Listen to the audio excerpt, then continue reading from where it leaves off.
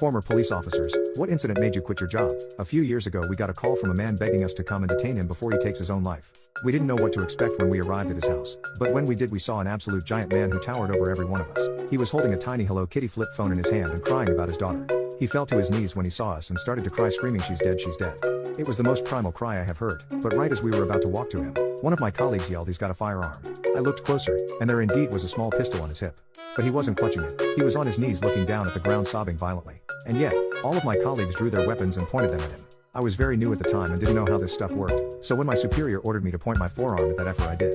We proceeded to slowly inch closer to him, all 7 of us surrounded and pointing our pistols at the man on his knees crying about the loss of his daughter. I remember he was still bawling his eyes out when one of my colleagues kicked him down and pressed his knee against his neck while another took the firearm from him. I watched in horror as another colleague then tried to take the Hello Kitty phone off him. He justified it saying the phone could be used as a weapon, and started pulling at the man's hand trying to take the phone. However, the phone was something the man